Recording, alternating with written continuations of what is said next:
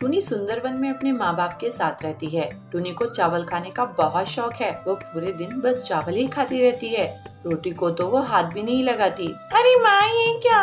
रोटी चावल कहाँ है? चावल नहीं बनाया आज मैंने, यही रोटी बनाई है और चुपचाप खा लेने। अभी कल रात ही तो तूने बहुत सारे चावल खाए थे। मैं तो जा रही हूँ माँ, तुम ये खाओ अपनी ये रोटी, मैं कॉलेज में एक कड़ी चावल लेकर खा लूंगी। अरे बेटी, इतने चावल मत खाया कर, तुझे ही आगे जाकर परेशानी होगी। अरे माँ, कोई परेशानी नहीं होगी, तुम भी ना। टूनी अपने कॉलेज के लिए निकल जाती है और कॉलेज की कैंटीन में जाकर कड़ी चावल खाने लगती है। तभी उसकी दोस्त के पास आते हैं। वो देखो, वो बैठी है चावल, और देखो चावल ही खा रही है। अरे चावल, मेरा मतलब टूनी, तुम यहाँ खाना खा रही हो क्या? घर से नाश्ता करके नहीं आई? अरे नहीं, मम्मी ने रोटियाँ बनाई हुई थी ना, और तुम्हें तो पता है मुझे चावल ना मिले तो मेरी भूख मिटती ही नहीं है। हाँ हाँ, जानता हूँ मैं, तभी तो मैंने तुम्हारा नाम चावल रखा हुआ है।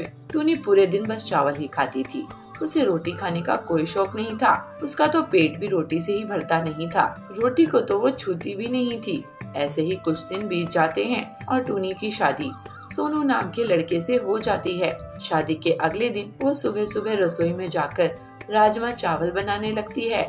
जब उसकी सास रसोई में आती है तो उसे देखकर कहती है, अरे बहू, क्या बना रही है तू आज? माँ जी, मैं तो राजमा चावल बना रही हूँ। क्या राजमा चावल? अरे बहू, आज तो तेरी पहली रसोई है, तुझे तो आज कुछ मीठा बनाना चाहिए था। कि तू क्या बनाने लग गई? माँ जी, सोनू जी को बहुत भूख लग रही थी, तो उन्होंने मुझसे कहा कि उनका राजमा चावल खाने का मन है, तो मैंने बना लिए। अच्छा, लेकिन पहले तो कभी मुझसे चावलों की उसने फरमाइश करी ही नहीं। चल बना ले, और हाँ, कुछ मीठा भी बना लेना। टूनी राजमा चावल बनाने के बाद थोड़ी सी खीर भी बना लेती है और अपनी सास को देती है। उसकी सास को खाना बहुत पसंद आता है और ऐसे ही समय बीतता जाता है और अब टूनी हर रोज चावल ही बनाकर बैठ जाती थी। वो रोटियां तो कभी बनाती ही नहीं थी और रोज चावल खाकर उसकी सास भी अब उब चुकी थी। एक दिन, माँ जी बताइए, शाम के खाने में क्या बनाना है? मुझसे क्या पूछ रही है? दाल चावल बना ले। माँ जी, आप ऐसे क्यों कह रही हैं? तो कैसे बोलूं? तू तो हर दिन यही चावल बनाकर बैठ जाती है। अरे फोन पर इतना कुछ देखती है, कुछ सीखती नहीं है क्या उससे?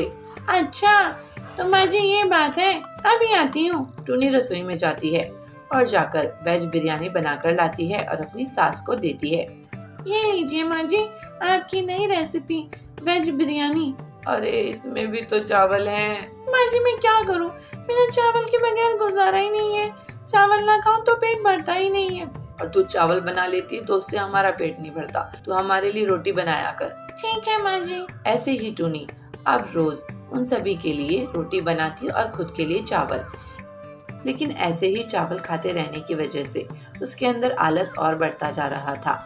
एक दिन उसकी सास उससे कहती है, देख बहू, इसका तो एक ही इलाज है, अब तू चावल की रोटी खाना शुरू कर दे, नहीं तो तेरा शरीर ऐसे ही फूलता जाएगा और तू आलस की पिटारी बनती जाएगी। चावल खाना इतना अच्छा नहीं होता, ठीक है ना? चावल रोटी के मुकाबले जल्दी गल जाता है और तुझे भूख भी इसलिए जल्दी जल्दी लगती है। तू अब से चावल की रोटी बना के खाया कर। ठीक है माँ जी। अब से टूनी चावल की जगह चावल की रोटी बनाकर खाया करती और इससे उससे चावल खाने की बीमारी से मुक्ति मिल गई। चुनपुर नाम के गांव में चुनमुन नाम की औरत अपनी बहू के साथ रहती थी। चुनमुन की बहू टूनी को बात बात पर मुंह बनाने की आदत थी। एक दिन जब उसकी सास चुनमुन बाहर बैठकर टीवी देख रही थी तो टूनी अपनी सास के पास जाती है। माँ जी बता लीजिए क्या बनाना है? अरे बहू, तू कुछ भी बना ले, पर हाँ उससे पहले तू मेरी टीवी के सामने से हट जा, कि मेरा अनुपमा सीरियल निकला जा रहा है। बस फिर क्या था, अपनी सास के इतना कहते ही टूनी अपना मुँह बनाकर वहाँ से चली जाती है और मन ही मन कहती है, जब देखो 24 घंटे अनुपमा ही देखती रहती है, मैं भी कोई काम नहीं करने वाली हूँ। टूनी अपने कमरे में जाकर सो जाती है और ऐसे ही रात के 10 बज जाते हैं और चुनमुन को अब बहुत तेज भूख लगने लगती है। और जब वो रसोई में जाकर देखती है तो वहाँ कुछ भी नहीं बना हुआ था। ये देख चुनमुन को बहुत गुस्सा आता है और वो अपनी टूनी बहू के पास जाती है तो देखती है कि टूनी तो आराम से कमरे में सो रही है और खराटे मार रही है, जिसे देख चुनमुन कहती है, टूनी बहू यहाँ सो रही है और खाना क्यों नहीं बनाया अब तक? मेरी मर्जी, मेरा मन नहीं था इसलिए नहीं बनाया। अच्छा जी, अब तू अपने मन की करने लगी है। 2 दिन आए हुए नहीं घर में और महारानी की जुबान तो देखो। माँ जी मैं तो कोई काम नहीं करूँगी, आप खुद ही कर लीजिए। चुनमुन और टूनी के बीच बहुत बहस होती है और बेचारी चुनमुन को ही जाकर खाना बनाना पड़ता है। लेकिन जैसे ही खाना बन जाता है टूनी रसोई में आ जाती है और तब उससे उसकी सास कहती है, अरे बहू अब नहीं बन रहा तेरा मुँह। माँ जी देखिए, जो भी मैंने आपसे कहा मेरा बिल्कुल भी इरादा नहीं था ऐसा कुछ कहने का।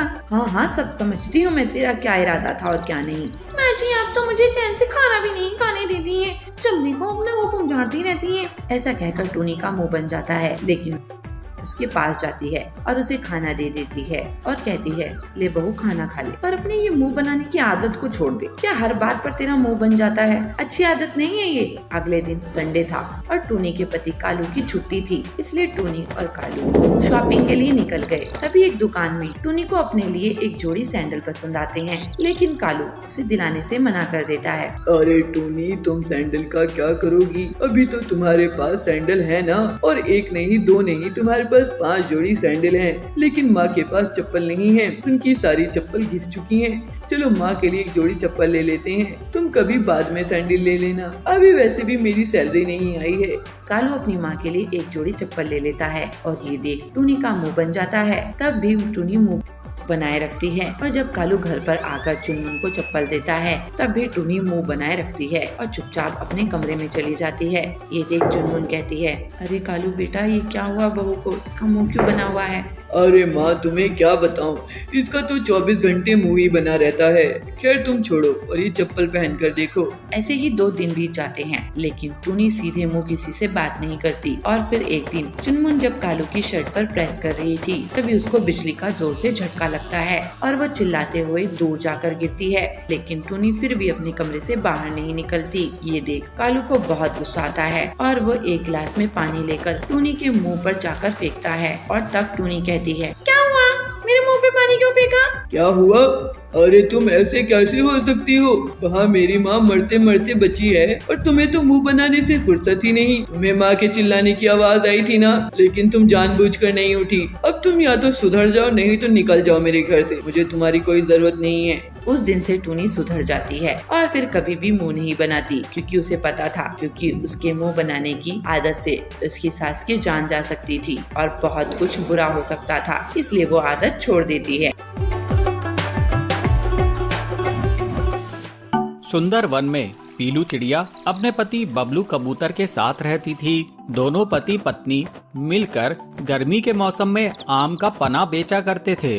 वे लोग घर में ही कच्चे आम उगाते थे और उन्हीं आमों से आम का पना बनाते थे। सारा काम वे घर से ही करते थे, उसमें कोई भी केमिकल नहीं मिलाते थे।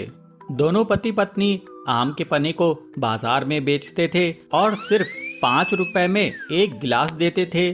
कीमत कम होने की वजह से और ताज़ा पना मिलने की वजह से उनकी दुकान में हमेशा भीड़ लगी रहती थी। अरे बबलू भैया ये लो 5 रुपए और मुझे 1 गिलास पना देना।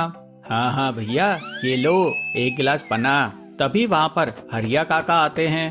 अरे पीलू बेटी मुझे 10 गिलास पना पैक करके दे दो, घर में मेहमान आ रहे हैं, तुम्हारे हाथ का पना पिएंगे तो बहुत खुश होंगे। हाँ हाँ हरिया काका मैं अभी दी।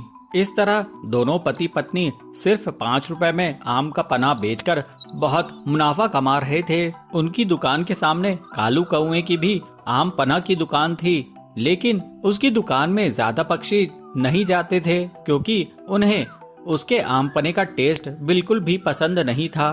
अरे सुंदरी वो देख पीलू और बबलू की दुकान में कितनी भीड़ लगी रहती है और एक मेरी दुकान है, मैं भी तो वही पना बेच रहा हूँ जो वो लोग बेच रहे हैं, लेकिन मेरे यहाँ कोई पना पीने आता ही नहीं है। मैं बहुत परेशान हूँ, मुझे अपनी ग्राहकी बढ़ाने के लिए कोई ना कोई रास्ता जरूर निकालना पड़ेगा। अजी ये आम का पना बेचना छोड़ो और मॉडर्न बनो, जाओ शहर जाकर कोल्ड ड्रिंक लेके आओ और उसे 5 रुपए में बेचो, फिर देखना तुम्हारी दुकान कैसे सरपट भागेगी। सुंदरी की बात सुनकर कालू खुश हो जाता है। वो कहता है, वाह वाह सुंदरी तूने तो मुझे बहुत अच्छा आइडिया दिया है। शहर में केमिकल के कोल्ड ड्रिंक्स बहुत कम दामों में मिलते हैं। यहाँ पर आम खरीदो, फिर उसको उबालो, फिर उसका पना बनाओ, ये तो बहुत मेहनत का काम है।